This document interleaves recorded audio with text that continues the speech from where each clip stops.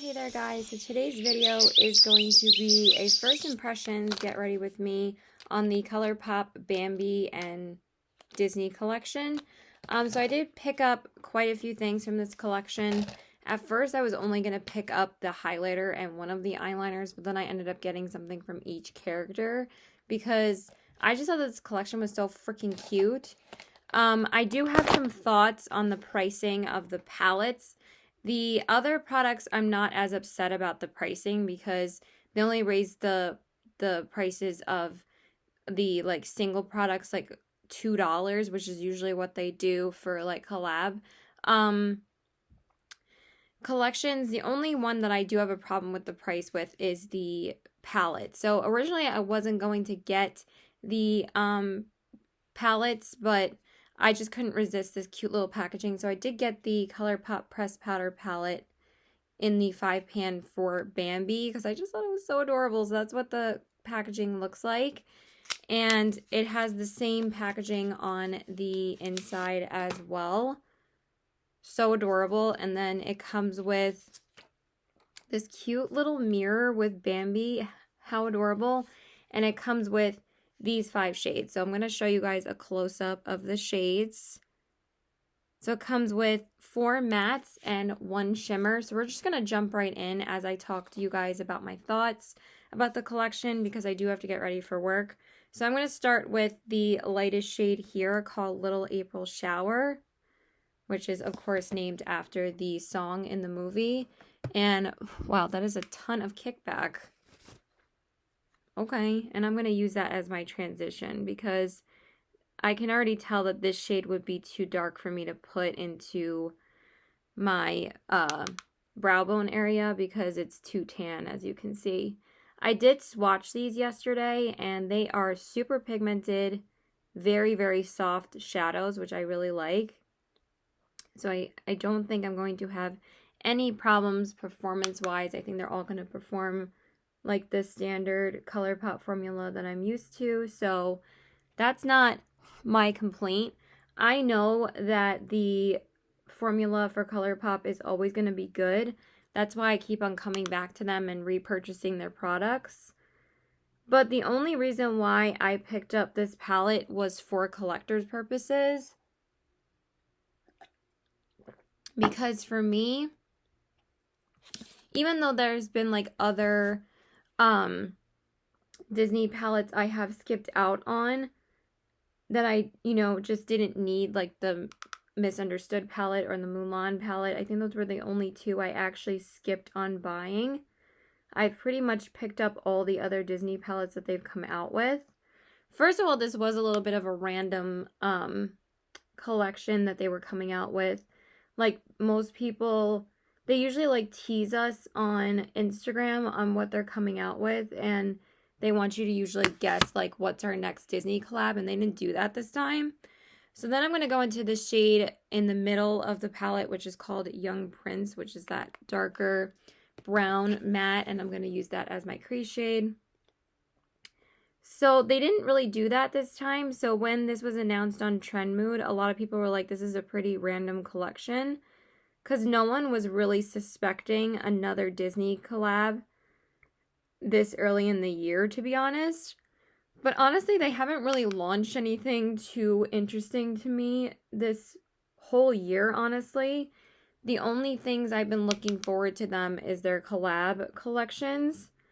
But the thing is that they raised the prices pretty high on the Animal Crossing collection, and now they did the same thing with this collection. And it's not that I had a problem with them doing that in the past, because you would get a good amount of product for what you're paying for the collab. Like for the last big collection that they did, because I don't think they've done a big collection since the Hocus Pocus palette. The Hocus Pocus palette, at least that was a 15-pan palette, and that was like, I think that was $17 or $18, but you were getting what you paid for because it was a 15-pan palette. These 5 pans for this collection were $14 a piece. That's a lot. And a lot of people had a problem with that pricing. They're like, why is it that this 5-pan palette is, I mean, yes, again, I picked it up. So, but people have their reasons on why they pick up something and why they don't.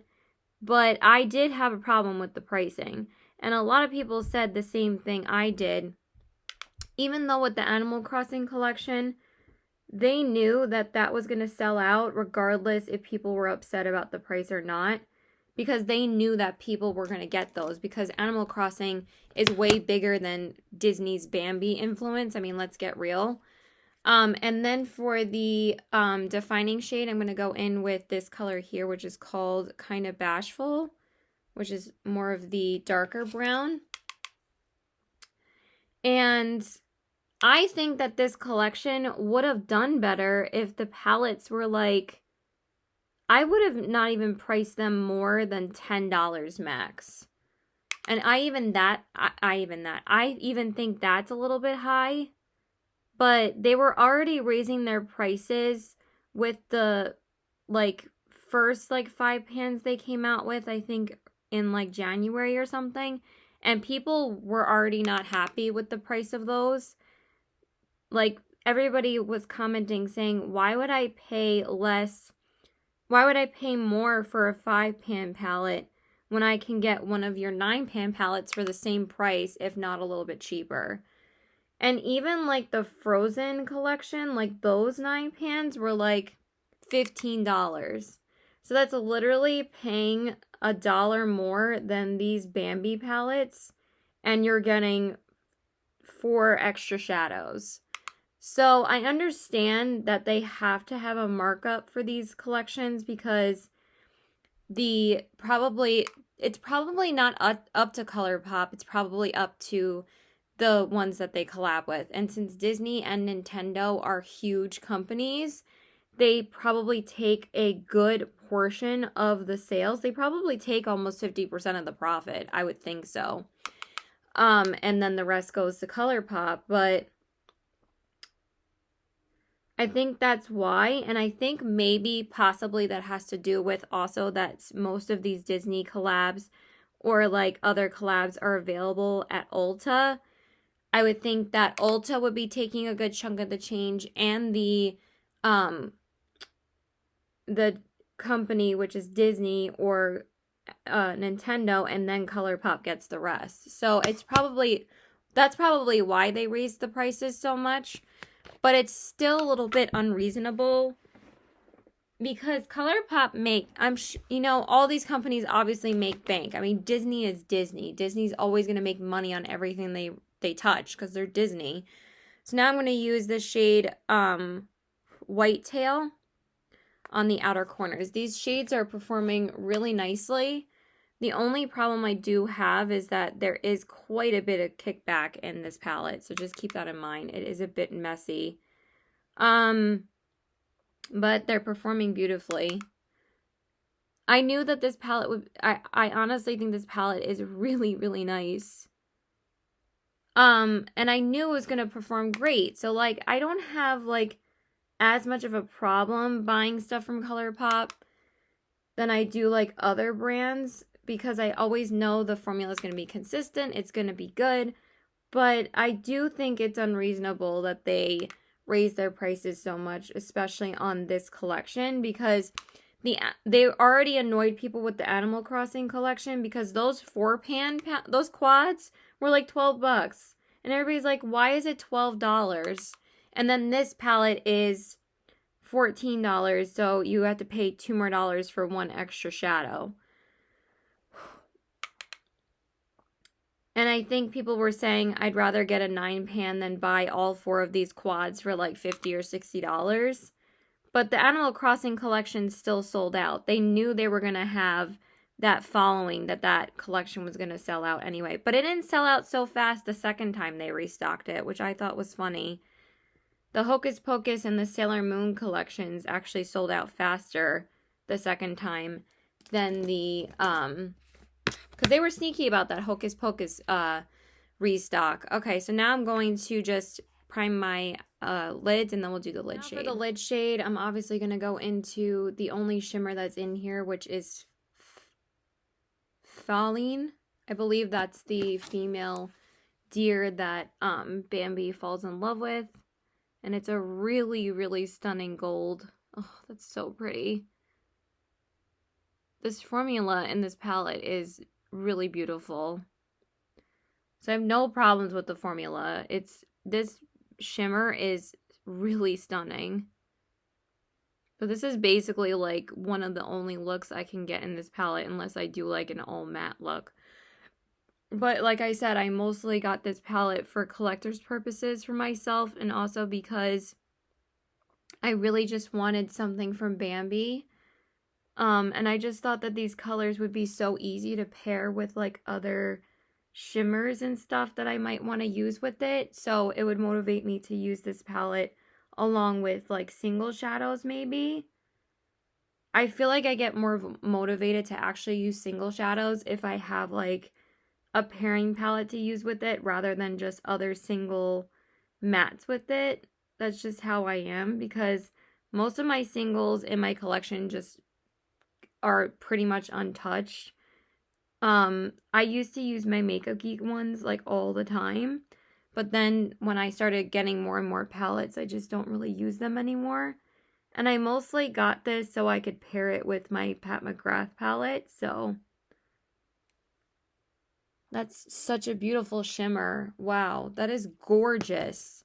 Okay, and then for my brow bone, I'm just going to pop on Hear Me Out as usual, and then we'll do the face. Okay, so I just did my foundation off camera to save some time. Just going to spray my face. So I used my MAC Prep and Prime, and then I used the Milk Makeup Hydro Grip Primer.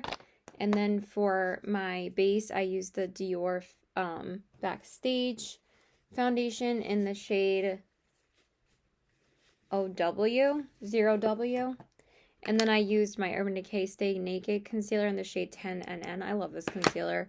And then I set my under eyes with my usual powders, the e.l.f. HD powder, and then the Flower Beauty Light Illusion all over my face.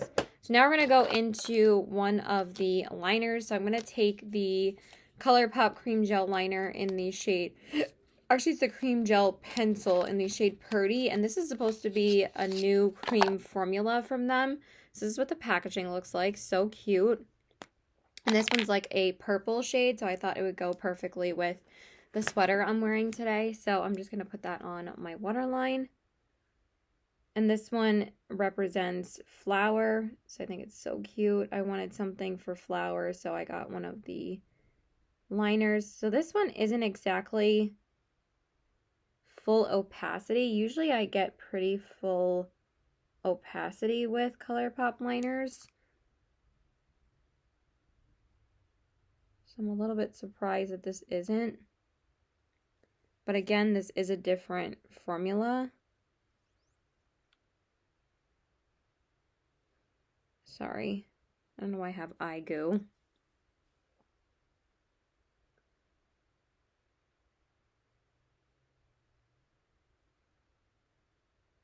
It's really not that pigmented. I thought it would be a little bit more pigmented than that.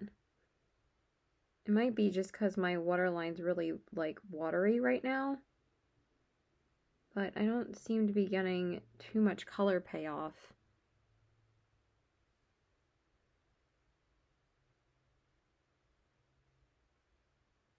Yeah, I don't know why it's not really doing much. It's pretty though. I do like that light kind of purple there, but it's not giving me enough of it. Oh my god. Why is it so watery? Let's try again. Let me wipe it off and see if that helps.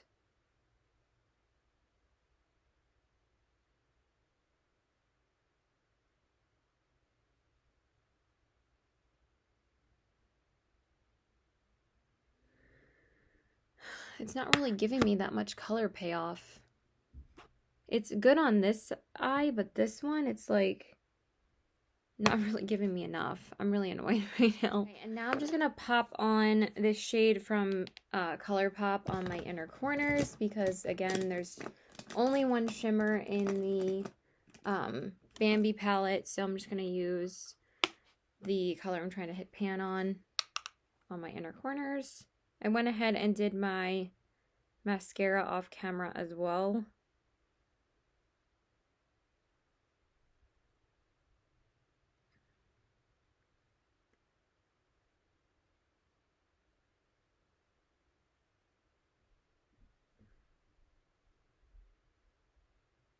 I don't know what was going on with that liner. I prefer Colourpop's regular push-up formula as opposed to like a pencil, because I always feel like the push-up liners are always more pigmented and easier to get pigmentation out of for liners, especially for me because I have pretty watery eyes. So okay, so for my mascara, I used the Urban Decay Lash Freak. I primed first with my L'Oreal Voluminous Primer, and then my usual Lash Discovery by Maybelline on my lower lash line. Lower lashes. So now I'm going to go in again with my Marc Jacobs Omega bronzer, just because it's sitting in front of me and I want to use it a little bit more still. And I'm running out of time, so I don't know how I always end up running out of time filming. I'm like, I'm going to be on time to work, and then it never happens. I'm always like 5 or 10 minutes late. This is like the only day I'm working this week. It's like pretty weird, but since the store manager started, I'm not really working as much. Okay, and then for blush, I do have a new blush to try. So I did pick this up from Sephora. The same day I picked up the Tower 28 stuff that I showed on Instagram. So I'm trying out the Cheeky Stamp Blendable Blush from Kaja in the shade Koi. And what you do is, it's so cute with the little stackable packaging. So you take out the stamp, you take the shade. So this is what the shade looks like. It's a really pretty color. You stamp in the blush, and then you stamp it on your cheeks like this, and then you blend it out. So if I could find my freaking brush to blend it out with, that'd be amazing. So you blend it out with like a stippling brush, if I could get it blended out. That's really cute, and it actually blends out pretty nicely.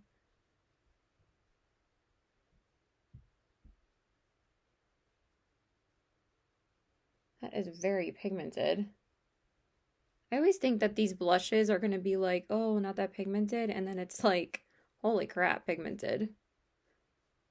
Because I'm like, oh, they're cream blushes, so I need a lot. And it's like, no, you really don't. Put this one a little bit high. But then again, I'm wearing a mask, so who really cares if it's a little bit high? So I'm just going to bring this one a little bit higher.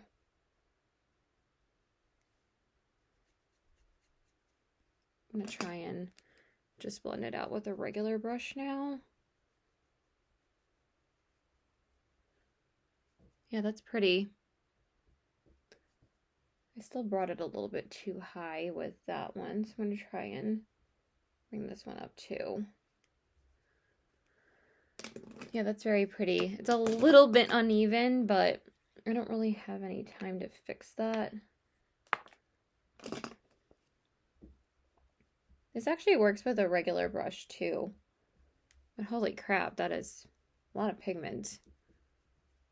Okay, I didn't think it was going to be that pigmented. All right, and then for the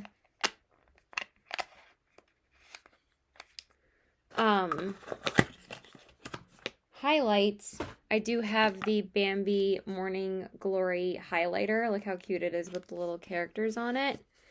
And it does come with this puff, but you guys know I always just use like a regular brush and use these on my face, because I don't use these as body shimmers, like, because these are the only like loose highlights that Colourpop has.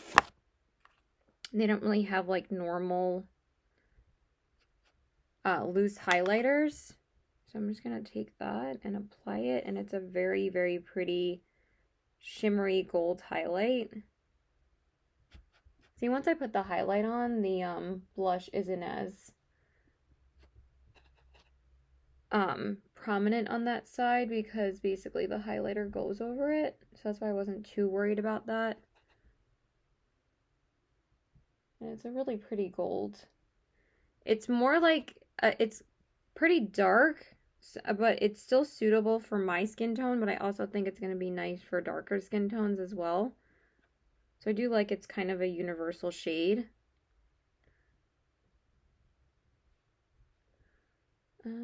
It's pretty, but it's not as intense as the other body shimmer that I have from them, which is the one from the Candyland collection. All right, I really have to hurry up and get out of here.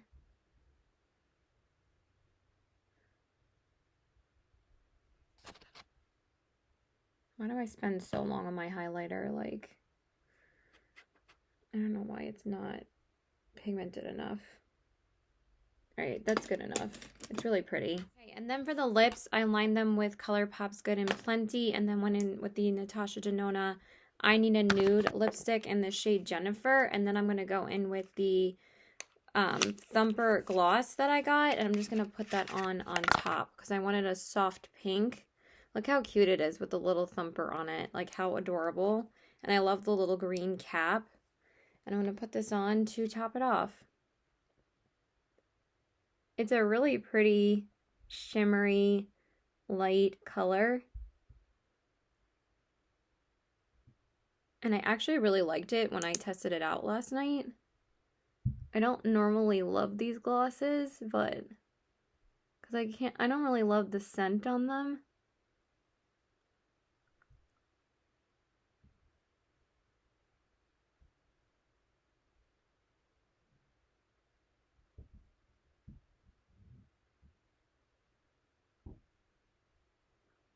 And that's pretty much it. I will share my thoughts later because I have to get to work. So I will share my thoughts later. Okay, so hey guys, so I am back from work. It is pretty dark out because it's around like 6 o'clock now.